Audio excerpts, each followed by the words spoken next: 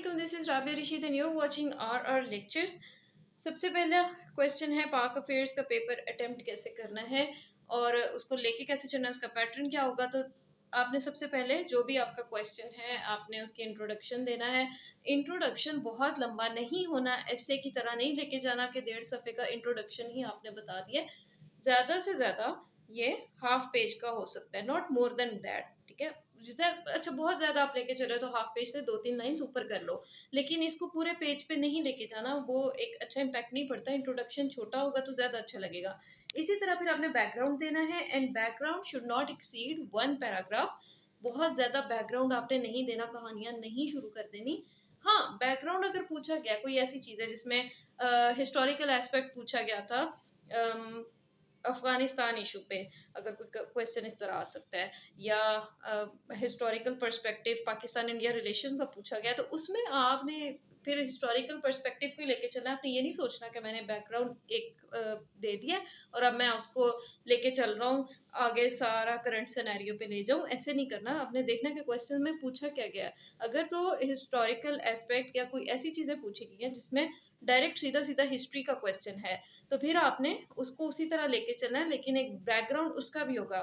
For example, अब confuse हो रहे होंगे, मैं बताती हूँ। यहाँ पे क्वेश्चन आपके पास आ गया मिंटो मॉर्ले रिफॉर्म्स पे, ऑल्दो के हिस्टोरिकल पोर्शन से नहीं आ रहा, लेकिन फिर भी हम उसको करेंगे। We will leave no stone unturned, हमने अपनी पूरी तैयारी मुकम्मल कर लेनी है। तो मिंटो मॉर्ले रिफॉर्म्स का अब है तो ये एक हिस्टोरिकल क्वेश्चन ही। आपने सारी इसकी जो है ना वो बतानी है कि इसके पॉइंट्स क्या थे, कौन कौन था इसमें, मिंटो कौन था, मॉर्ले कौन था, थोड़ा सा उसका भी आप जिस देंगे। लेकिन आपने क्या करना है, इंट्रोडक्शन में आपने ये बता देना कि मिंटो मॉर्ले रिफॉर्म्स आई थी, लेके कौन आया था, और इसका क्रक्स क्या था ना, इसका फ़ायदा क्या था। बस इतनी सी बात एक पैराग्राफ में। बैकग्राउंड में आपने बताना है कि जी हिंदू और मुस्लिम्स जो थे वो मुस्लिम्स देख रहे थे कि हिंदू ने अपनी कांग्रेस जो है वो लेके आ गए हैं और उसको अपने जो भी इनके गोल्स थे, जो भी उनके एम्स एंड एम्बिशंस थे, उस चीज़ को परसू करने के लिए वो एक पॉलिटिकल फोरम से बात कर रहे थे।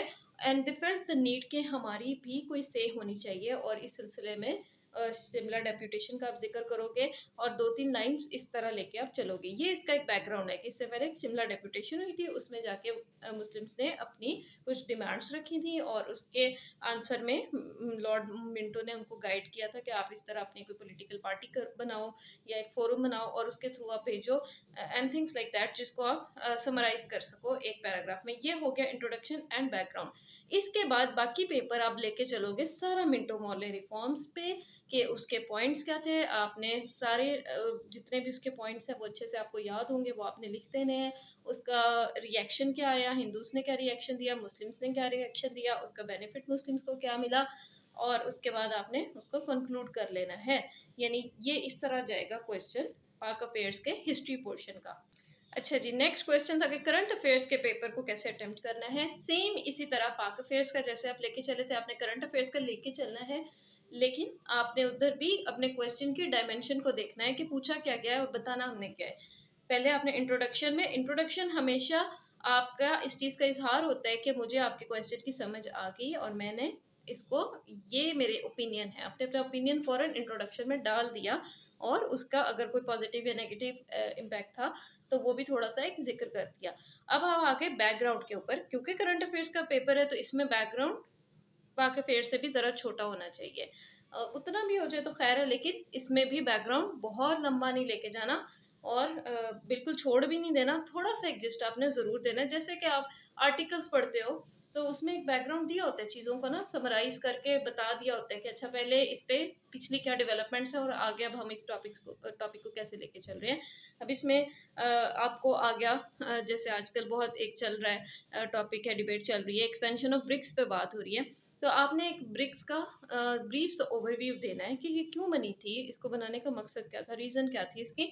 क्योंकि अगर आपने इसके रीज़न बताओगे तो ही आपका भी जो है फोकस ठीक होगा कि मैंने इस क्वेश्चन को लेके कैसे चलना है, और एग्जामिनर को भी पता चल जाएगा कि इसको अच्छा ये पता है कि ब्रिक्स की ओरिजिनल किस बेस पे थी, तो इसको ये भी पता है कि आगे इसकी डेवलपमेंट मज़ीद या एक्सपेंशन होनी चाहिए या नहीं होनी चाहिए।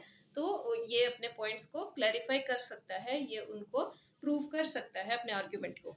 जैसे आपने बैकग्राउंड में जिक्र कर दिया कि इसके ओरिजिनल मेंबर्स इतने थे, फिर आप आ जाएंगे करंट सिनेरियो पे, करंट इशू पे डायरेक्ट के एक्सपेंशन होनी चाहिए या नहीं होनी चाहिए, उसके प्रोज एंड कॉन्स आप जो है इकोनॉमिक सिस्टम पे बात करोगे, उसकी जो है पार्शियलिटी पे बात करोगे कि कैसे वो कुछ लोगों को नुकसान दे रहा है, कुछ लोगों को फ़ायदा दे रहा है, कुछ ग्रुप ऑफ नेशंस हैं जो पूरी दुनिया के ऊपर जिनका एक होल्ड है, और उसकी वजह से डेवलपिंग नेशंस वो कभी भी डेवलप्ड नेशंस में जो है वो कन्वर्ट हो ही नहीं सकती, वो तरक्की कर ही नहीं सकती। Why is there a need for the expansion, और फिर उसमें आप बताएं कि पाकिस्तान का क्या रोल है, पाकिस्तान के लिए इसके अंदर क्या है, क्योंकि करंटली जो 6 कंट्रीज़ को इनवाइट किया गया था, Pakistan was not one of them. तो पाकिस्तान का क्या स्टेटस है, और पाकिस्तान के लिए ब्रिक्स की इम्पोर्टेंस कितनी है, और पाकिस्तान को किसी ब्लॉक में शामिल होना चाहिए या नहीं होना चाहिए, और जो है ना मज़ीद इसकी जो है ना निटिग्रिटीज़ वो आती रहेंगी। तो छोटी छोटी चीज़ें आपने इधर उधर से वो जो पॉइंट्स आपके जहन में आएंगे ड्यूरिंग प्रेपरेशन, वो सारा कुछ आपने फिर उसको एक आउटलाइन बना के तो उसको कर लो उस चीज़ को, और एंड पे इसके आके उसी तरह जैसे पाक अफेयर्स में हमने करना था, एंड पे कंक्लूजन लाजमी दे देना है, जिसको आपने बहस को क्लोज करना है। लास्टली एक क्वेश्चन था यूएस हिस्ट्री के बारे में, तो मेरी तो थी नहीं, सो आई आस्क्ड रूबी नवाज के आप क्या कहती हैं। ये क्वेश्चन आया कि अगर किसी ने बहुत तैयारी की हो, बहुत अच्छी भी, और फिर भी उसका पेपर अच्छा ना जाए, तो ये क्या बात है ना, और क्या नेक्स्ट टाइम उसको दोबारा ऑप्ट करना चाहिए। आई गेस इसी तरह से था शायद question. So she told me उसने जो है वो आई गेस 3 दफ़ा यही पेपर रखा था, एंड शी सेड कि आपकी इतनी अच्छी तैयारी हो जाती है लिखने की, आपके अंदर इतनी अच्छी एबिलिटी पैदा हो जाती है कि नो मैटर पेपर कहीं से भी कैसा भी आ जाए, eventually you can write things, अगर आपकी जो है रिटन प्रैक्टिस बहुत अच्छी है। तो ये उनका ओपिनियन था यूएस हिस्ट्री को लेके। और अगर आप मुझसे पूछो तो मेरा तो इसके बारे में कोई ओपिनियन नहीं है, because I never opted this. मैंने इंडो पाक हिस्ट्री ऑप्ट की थी, जिस पे मुझे क्वेश्चन आते हैं, and I will address that. बल्कि उन्होंने ये भी कहा था कि may lady luck be on your side.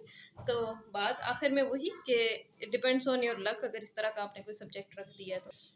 अच्छा जी, इंडो पाक हिस्ट्री के बारे में बेतहाशा क्वेश्चन है। I never gave a single mock, मैंने इसका कोई टेस्ट भी नहीं दिया था, and still I was able to grab 63 marks in this attempt, और इससे जो प्रीवियस वाली थी उसमें 53 थे, और सारी मेरी तैयारी पाक अफेयर्स वाली थी। ऑल्दो कि I spend a lot of time on historical portion, जिसमें प्री कॉलोनियल एरा था, उसमें जो किंग्स थे अकबर द ग्रेट और शेरशाह सूरी, और वो सारी उनकी पॉलिसीज और चीज़ें मैंने बहुत याद की थी, दिल्ली सल्तनत। लेकिन दोनों दफ़ा दोनों अटेम्प्ट्स में कोई क्वेश्चन नहीं आया था, एंड आई गेस के जो 2023 का पेपर था जो मैंने नहीं लिया था, उसके अंदर भी कोई इस तरह का हिस्टोरिकल एस्पेक्ट से क्वेश्चन नहीं आया था। अगर आया भी था तो शायद कोई एक आधा आया हो, लेकिन ओवरऑल सारा पेपर, आप खुद भी इसके पास पेपर उठा के देख लो, सारा पाकिस्तान अफेयर्स लगता है, और आप एक नज़र डाल के आपको पता चल जाता है कि ये जो है ना आप इजीली इसको कर सकते हो। हाँ, थोड़ी सी लैंग्वेज डिफरेंट होती है आपको पेपर अटेम्प्ट करने का तरीका, क्योंकि आप एक हिस्ट्री का पोर्शन है तो उसमें ऑब्वियसली आपने हिस्ट्री को ज़्यादा डिस्कस करना होता है, जो हिस्टोरिकल इवेंट्स थे, जो डेट्स वगैरह थी, उन चीज़ों को आपने ज़्यादा फोकस रखना होता है, और उनके ऊपर जो है एनालिसिस अपना बेस करना होता है। लेकिन इसमें इंडो पाक हिस्ट्री में भी एक करंट अफेयर्स का पोर्शन होता है, जिसमें कंटेम्प्रेरी प्रॉब्लम्स हैं पाकिस्तान और इंडिया के, जो कि है ही आपका करंट अफेयर्स और पाकिस्तान अफेयर्स सारा। तो इसमें जो है ना मुझे नहीं लगता कि अगर आप ये ऑप्ट करोगे तो इसके लिए आपको अलहदा से कोई गाइडेंस चाहिए। सिर्फ 2 बुक्स हैं जो मैं बार-बार बताती हूँ, और फिर भी लोग कहते हैं कि आपने हमें इनकी बुक्स का नहीं बताया, शायद वो मेरी वीडियोज़ एंड तक नहीं देखते। केएलई की बुक ली थी मैंने, जो हिस्ट्री पोर्शन को बहुत अच्छा कवर करती है, और जो इसका करंट पोर्शन है, जो करंट अफेयर्स वाला है, वो तो आप आर्टिकल से करोगे, और जो बाकी का है Pakistan struggle for the creation of Pakistan, वो ट्रैक टू पाकिस्तान से आप कर सकते हो, गुल शहजाद सरवर से कर सकते हो, और भी जो बुक्स हैं जो बच्चे लेते रहते हैं, उन बुक से ये बहुत अच्छा कवर हो जाता है और होता है। और मेरे मार्क्स इस चीज़ के गवाह हैं कि कोई टेस्ट दिए बगैर भी ये हो जाता है। एंड लास्टली, अगर आई लॉ का किसी ने पूछा था तो मैं बता दूं, मेरा बहुत बुरा एक्सपीरियंस रहा है, बहुत ज़्यादा पढ़ने के बाद, बहुत ज़्यादा इंटरेस्ट होने के बाद, बहुत एक्स्ट्रा स्टडी करने के बाद पहली अटैम्प्ट में 38 थे और नेक्स्ट में 58 आई गेस, एंड मेरा दिल बुरा हुआ because I was expecting 70 above. तो ये जो है ना मिसहैप हो गया, और इस वजह से आई वुड रिकमेंड कि अगर आपने ऑप्शनल्स लेने हैं तो my 2 cents on this is के आप अपने इंटरेस्ट से ज़्यादा वो चीज़ देखो कि स्कोरिंग ट्रेंड जो है ना, ये पिछले 1 या 2 साल से जिन लोगों के अच्छे मार्क्स आ रहे हैं इन चीज़ों में, ऑब्वियसली जो लोग इतना कुछ कर रहे होते हैं, मेहनत तो हर बंदा ही करने की कोशिश करता है। ये नहीं होता कि स्कोरिंग ट्रेंड का मतलब है कि मैंने ये सब्जेक्ट रख लिया तो ये मुझे पास करवा देगा। अगर आप मेहनत करोगे तो ही पास करवाएगा ना। तो अगर उसका ट्रेंड भी अच्छा जा रहा है और आपने मेहनत भी बहुत अच्छी की है, तो फिर don't go for any such subject जो आपको मार्क्स कम दे रहा है या लोगों के जिसमें कम आ रहे हैं मार्क्स। ठीक है? इसके साथ मुझे इजाज़त दें। अस्सलाम वालेकुम।